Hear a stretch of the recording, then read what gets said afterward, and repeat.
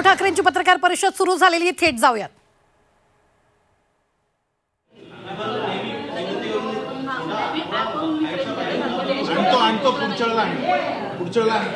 काय हवंय त्यांना ते आपण याच्यावरच ठेवतो ना, याच्यावरच ठेवतो ते काय. आज सकाळपासून अनेक मतदान केंद्रांवर यंत्रणांमध्ये बिघाड झालेला आहे.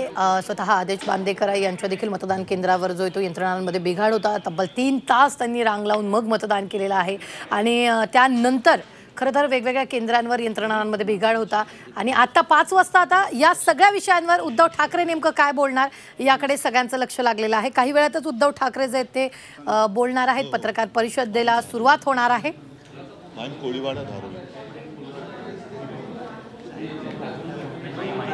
अनेक ठिकाणी 4-4 तास मतदारांना वेटिंग जे ते रांगा लावाव्या लागत आहेत, कारण मतदान यंत्रणा ज्या आहेत त्या संत गतीनं काम करतायत. दुसरीकडे आपण जर पाहिलं तर मुंब्र्यात देखील तशीच काहीशी परिस्थिती आहे.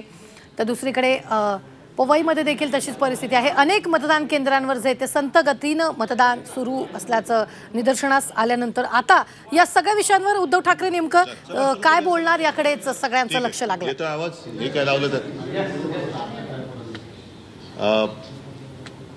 आज 20 तारीख आहे आणि आपण अशा वेळेला भेटतोय की महाराष्ट्रातला मतदानाचा शेवटचा टप्पा आता 1-1.5 तासामध्ये थांबेल. संपूर्ण दिवसभर सकाळपासून मी विविध क्षेत्रातून माहिती घेतो आहे. मतदारांमध्ये उत्साह खूप आहे. निवडणूक आयोगाकडनं प्रत्येकाला 10-10, 12-12, 15-15 मेसेज जात आहेत, मतदान करा, मतदान करा, मतदान करा. त्याप्रमाणे मतदार हे उतरलेले दिसत आहेत. खूप गर्दी दिसते. परंतु निवडणूक आयोग हा पक्षपातीपणा करतोय असं स्पष्ट दिसतंय.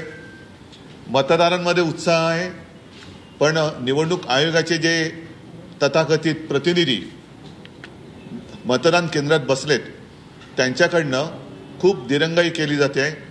विशिष्ट वस्त्या तिथे नावं 2दा 3दा 4दा तपासली जात आहेत. एकतर मतदार जे ज्येष्ठ मतदार आहेत त्यांना खूप त्रास झालेला आहे आजच्या या उन्हाळ्याच्या दिवसामध्ये, आणि इतरही मतदारांना, मग त्याच्यामध्ये महिलासुद्धा आहेत. कुठे कसलीही सोय ठेवलेली नाही, पिण्याचं पाणी नाही, काही नाही. तरी देखील मतदार रांगा लावून उभे आहेत. आणि हे रांगा लावून उभे असलेले मतदार जेव्हा आतमध्ये जातात तेव्हा त्यांना खूप वेळ लागतोय. आणि मला असं वाटतं मोदी सरकार त्यांच्या पराभवाच्या भीतीने निवडणूक आयोगाचा वापर, मी मुद्दामून सांगतो की घरगड्यासारखा करतोय, पक्षपातीपणा करतो आहे. दप्तर दिरंगाई ज्याला म्हणतात तशी दिरंगाई ही मतं नोंदवताना केली जाते. याच्याबद्दल मी तमाम नागरिकांना आवाहन करतोय की आता थोडा वेळ जरी राहिला असला तरी तुमच्या मतदानाच्या अधिकारापासून वंचित राहू नका. आपण मतदान केंद्रामध्ये जाऊन उभे राहा. आणि जे निवडणूक आयोगाचे प्रतिनिधी आहेत त्यांना आज किती वाजले, अगदी पहाटे 5-6 जरी वाजले तरी सोडू नका. तुमचं मतदानाचा हक्क बजावल्याशिवाय बाहेर पडू नका. आणि आपल्या माध्यमातून मी पोलिंग एजंटना पण सांगतोय, निवडणुकीला जे मतदार जात आहेत मतदानासाठी त्यांनाही सांगतोय की अशी कुठल्याही मतदान क्षेत्रामध्ये जी केंद्र आहेत जिथे तुम्हाला मुद्दामून उशीर केला जातोय त्याची नोंद ताबडतोब तिथल्या शिवसेना शाखेत करा, की जेणेकरून, आणि जसं आपण मतदानाला गेल्यानंतर आपला एक तो ID बघितला जातो, तसं मी तर म्हणेन त्या निवडणूक प्रतिनिधींची नावंसुद्धा तुम्ही विचारा, की जेणेकरून उद्या आपल्याला त्यांच्याबद्दल न्यायालयात दाद मागता येईल. आणि उद्या ही माझ्याकडे सगळी नावं आलीच सगळी, तर मी तर म्हणेन की प्रेस घेऊन त्यांची नावानिशी, स्थळानिशी मी माहितीच जाहीर करून टाकेन. तर पुन्हा एकदा नागरिकांना सांगतोय की कृपा करून हा जो सगळा डाव आहे मोदी सरकारचा, की जेणेकरून तुम्ही मतदानाला उतरू नये, त्यांच्या विरोधातलं मतदान कमी कसं होईल ते बघतायत. आणि त्या डावाला बळी न पडता तुम्ही जाऊन मतदान केंद्रामध्ये उभे राहा. कोणत्याही परिस्थितीत जी लोक तिथे उभी असतील त्यांना मतदान पूर्ण केल्याशिवाय मतदान बंद होऊ शकत नाही. अगदी पहाटेचे 5 वाजले, मी तर म्हणतो मुद्दामून वाजवाच. ज्यांना जे तिकडे निवडणूक अधिकारी किंवा प्रतिनिधी तिथे तुम्हाला विलंब लावत आहेत, कारण नसताना तुम्हाला छळतायत, तुमची ID, तुमची नावं, तुमचं सगळं ओळखपत्र ह्याच्यावरनं जो काही वेळ काढतायत, ते तुमचं मतदान केल्याशिवाय त्यांना मतदान केंद्राच्या बाहेर पडू देऊ नका. तुम्ही विशिष्ट वस्त्यांचा उल्लेख करा. कोणत्या वस्त्या आहे जिथे अगदी स्पष्ट बोलायचं झालं तर जिथे आम्हाला मतदान अधिक होतं त्या भागामध्ये हे आम्हाला तक्रारी मिळतात. कोणत्या वस्त्यामध्ये अनेक वस्त्या आहेत. त्या वस्त्यांची नावं आली आज माझ्याकडे तर मी उद्या प्रेसमध्ये जाहीर करेन. आणि म्हणून सांगतोय की तिथे मतदान केंद्रात जे निवडणूक प्रतिनिधी आहेत त्यांची सुद्धा नावं विचारा, कारण तो आपला अधिकार आहे. जेव्हा ते आपले इलेक्शन ID विचारतात तेव्हा त्यांची सुद्धा ID तुम्ही विचारली पाहिजेत आणि त्यांची नावं नोंदवा. निवडणूक केंद्र सांगा की जेणेकरून उद्या कोर्टात जाता येईल, तक्रार करता येईल आणि उद्या मी तर ही यादी जाहीरच करेन. की कुटुंबामध्ये अनेकांची नावं आहेत आणि 2-3 जणांची नावं वगळली गेली. नाही, बरोबर आहे. ह्या सगळ्या गोष्टी आहेत ना, हे पराभवाच्या भीतीने पछाडलेले लोक आहेत. मोदी सरकार जे आहे ते पराभवाच्या भीतीने पछाडलेलं आहे. लोकांना करू द्या ना मतदान. तुम्ही आज मला स्वतःला दिवसाला 10 हे आलेत मतदान करा मतदान म्हणजे आणखीन काय त्यांना बोटं दाखवत बसू द्या ना. म्हणजे एवढं करून सुद्धा लोक उत्साहाने उतरलेत, रांगाच्या रांगा लावलेल्या आहेत, पण ते निरुत्साही म्हणजे त्रास होतोय, ऊन आहे. आता तो ऊन उतरलं म्हणून मी यावेळेला ही प्रेस कॉन्फरन्स घेतोय. ऊन उतरलेलं आहे. सकाळी जे कंटाळून गेलेले असतील त्यांनी परत जाऊन मतदान केंद्रामध्ये उभं राहावं. शेवटचा मतदार मतदान करत नाही तोपर्यंत निवडणूक मतदानाची थांबवू शकत नाही. पहाटे 5 वाजले तरी चालतील. या निवडणूक आयुक्तांच्या प्रतिनिधींना ज्यांनीही त्यांचे आदेश पाळतायत त्यांना पहाटे 6 वाजले 7 वाजले तरी घरी सोडू नका. तुमचा मतदानाचा अधिकार बजवा.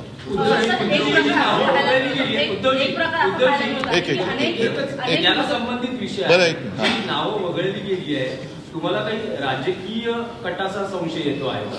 नाही, याच्याबद्दल नावं वगळली जाणं हा त्यांचा आवडता खेळ आहे. काही ठिकाणी बोगस पण घुसवले असं कळलंय, पण त्याच्यावरती मी आत्ता काही बोलणं योग्य नाही.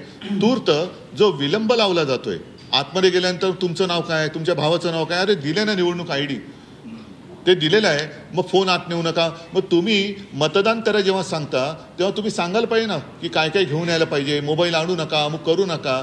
फक्त बसल्या जागी तुम्ही बाजीरावपणा कशाला करताय? साहेब केंद्रामध्ये की फोन आणू नये हे काल कलेक्टरांनी सांगितलं होतं. स्पेसिफिक त्याचं प्रेस रिलीज आला होता. बरं, ठीक आहे. फोन आणू नये जरी सांगितलं असेल तरी आत गेल्यावरती जो विलंब लागतोय तो विलंब हा त्याला क्षमा नाही करता येणार. आणि मला तर आता स्पष्ट असं दिसतंय की हा निवडणूक आयोगाच्या माध्यमातून खेळला जात असलेला अत्यंत नीच घाणेरडा खेळ आहे. निवडणूक आयोग ही भाजपची चाकरी करते की काय असं म्हणायला याच्यात जरूर व्हावे. आपण टक्केवारी बघितली तर तुमचा मतदारांची ताकद ज्या ठिकाणी आहे तिथे टक्केवारी कमी दिसते. कारण मलबार हिल आपण परिसर बघितला तिथे जास्त आहे. पण मग तिकडे काय करायचं मग? कारण आता तुम्ही मलबार हिल हा जो उल्लेख केला, अशा अनेक वस्त्या मी दाखवू शकतो की तिकडे मतदान व्यवस्थित चालले. आणि जिथे आमचा टक्का आहे, मी तर उघड सांगतो की जिकडे शिवसेनेला मतं पडतायत तिथे हा विलंब लावला जातोय. त्याच्यामुळे मी परत सांगतो की अशी मतदान केंद्र आणि त्याच्यामध्ये असलेल्या निवडणूक आयुक्तांचे अधिकाऱ्यांचे जे प्रतिनिधी बसलेत त्यांची नावं आणा. उद्या ती बूथ आणि त्यांची नावं मी प्रेसमध्ये जाहीर करेन. आणि त्याचबरोबरीने त्यांच्याबद्दल जिथे तक्रार करायची अगदी कोर्टात सुद्धा आपण जाऊ. आसिफ बांदेकरांनी सुद्धा पवईच्या इथल्या काही ईव्हीएमच्या संदर्भात मुद्दे उपस्थित केले. वर्सोवात देखील काही घटना घडल्या आणि त्यानंतर तुमच्या गाठीभेटी सुरू झाल्या. म्हणजे शाखांमध्ये आज फ्लोअरला गेलात काही वेगवेगळ्या भागांमध्ये.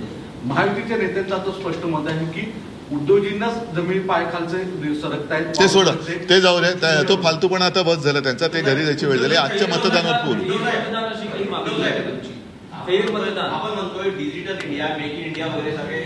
ते जाऊ द्या. आत्ता माझा हाच मुद्दा आहे की जो विलंब लावला जातोय, चाहे तो मैं हिंदी में भी बात करता हूँ, सुबह से मैं देखते आ रहा हूँ कि कई जगह पर मतदाता भारी संख्या से वोट देने के लिए उतरे हुए हैं, लेकिन असुविधा के कारण उनको वापस जाना पड़ रहा है. साथ ही साथ उनको अंदर देर लगाई जा रही है. क्यों? ताकि वो वोट ना करे. तो मैं सारे मतदाताओं को एक रिक्वेस्ट करता हूँ, विनती करता हूँ कि चाहे सुबह के 5 भी बज जाए, लेकिन आज जब तक समय दिया हुआ है उसके पहले आप मतदान केंद्र में जाइए. अगर सुबह कुछ भी असुविधा के कारण आप घर लौटे हो तो वापस जाइए और